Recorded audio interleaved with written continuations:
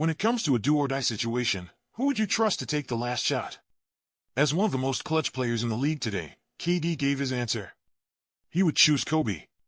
In the final stages of a game, Kobe would make you tremble with fear. That's his answer. However, many people associate Kobe with the label of ball hog. Despite hitting 26 game-winning shots in his career, the most in NBA history, and hitting 8 game winners in a single season, there is still skepticism. Among those 8 game winners, only 4 were true buzzer beaters, tied with Joe Johnson for second in NBA history. However, many people bring up his shooting percentage to tell the story. Kobe had a strong ability to hit game winners, without a doubt, but it wasn't as otherworldly as some might claim. If we use data to discuss who the true clutch performers are, the debate will never end. Even if we analyze all the statistics, can we confidently say that Kobe would hit the game winner in tomorrow's game? Ultimately, this question can be simplified to a more primal answer. If you were a coach, who would you trust with the last shot? It's as simple as that. Everyone has an answer in their hearts, and there's no need to convince others. In this video, I want to put aside the so-called data and give you my answer, just like you would. If I had to entrust the game-winning shot to one person, I would choose one from these 5 individuals. So, let's dive into the video and find out. 5th place, Damian Lillard. He is the shortest player on my list. The 0.4-second buzzer-beating three-pointer against the Cleveland Cavaliers. The 0.7-second buzzer-beating three-pointer against the Lakers. In the 2014 playoffs, the jump shot three-pointer to seal the game and eliminate the Houston Rockets.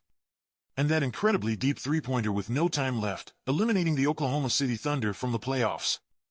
Actually, that last shot left the deepest impression on me. When Lillard crossed half-court with 12 full seconds left on the clock, he could have run a play for a game winner. But Lillard refused. He casually strolled near the logo, looking for an opportunity. His teammates tried to set screens for him, but he gestured that it wasn't necessary. This shot was truly unreasonable. I don't need tactics. I won't give you any time. I'm standing in this spot to tell you that I'm going to shoot a three-pointer. But so what? Even if I give you all the answers to the test, you still can't stop me. This move genuinely amazed me as I watched the live broadcast. With so many reasonable shot choices, Lillard chose the most difficult path. The most ambiguous one, and he succeeded. However, these 4 game winners alone aren't enough for me to put him in the top 5. It was last year's playoffs, facing the Denver Nuggets with those clutch three-pointers. Pushing the game into overtime and then into a second overtime, it made me firmly believe that he is the clutch player I wanted. Lillard is just too good at hitting those crucial shots in a do-or-die situation. But unfortunately, his small and slender build becomes a disadvantage when he faces double teams.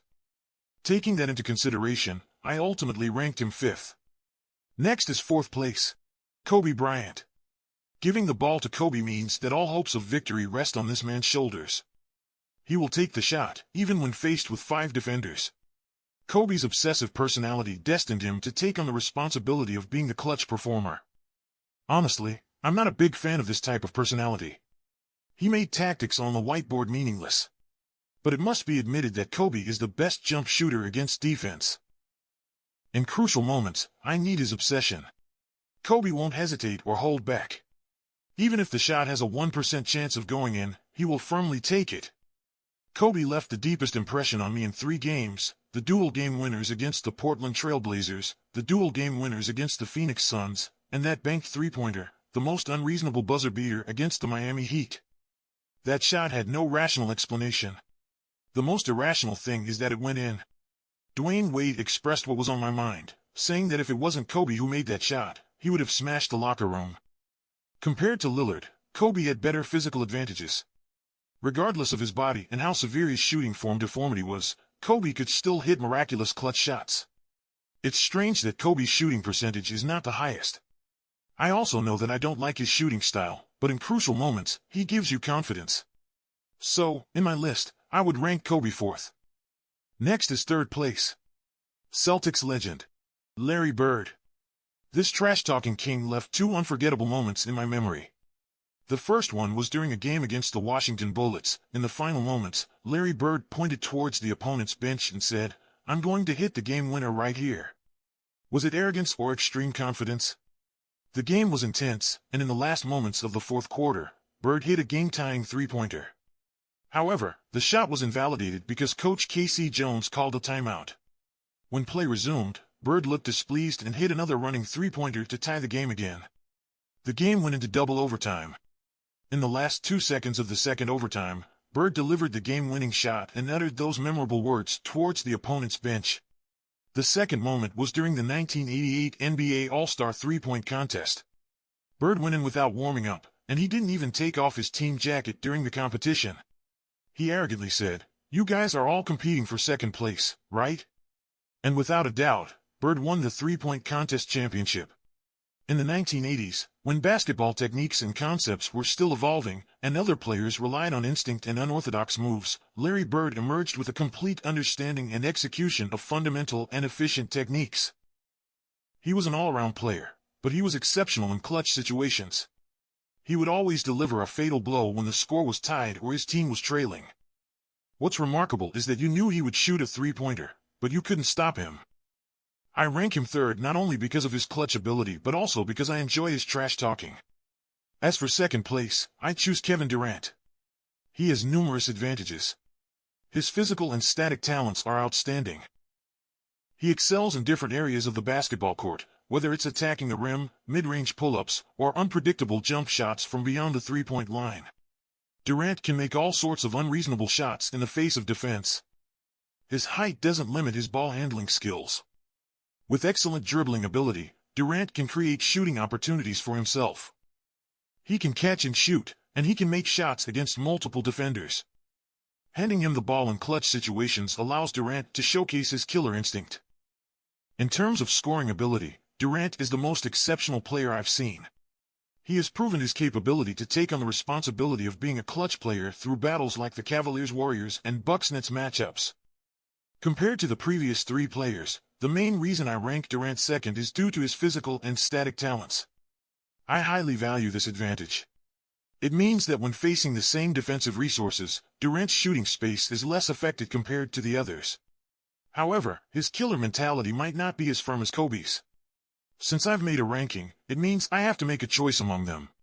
Finally, I chose Durant's static talents. But the last player on my list not only possesses talent but also has a killer mentality that rivals Kobe's. I would not hesitate to put him in the first place, Michael Jordan. He is my ultimate choice for the last shot. When it comes to closing out games, Jordan showcases his incredible toughness. However, he doesn't have Kobe's complete obsession. One of the most representative examples is the game-winning shot he passed to Kerr in 1997. Not only was Jordan willing to take on the entire opposing team single-handedly, but in certain moments, he would also make very rational decisions. The most famous moments associated with him are the shot and the most iconic game-winning shot in NBA history. The shot occurred in a 5-game playoff series. Jordan's shot took place in the decisive 5th game, where making it would lead the Bulls to victory, and missing would result in defeat. Ultimately, under immense pressure, he made the shot to secure the win. The other moment came during a year when the Bulls were in a fragile state. They no longer possessed the championship-caliber team they once had. That year, it was Jordan leading the Bulls, and with a fadeaway shot, he managed to clinch their second three-peat, defying the odds. Jordan was battling against the entire NBA league that year.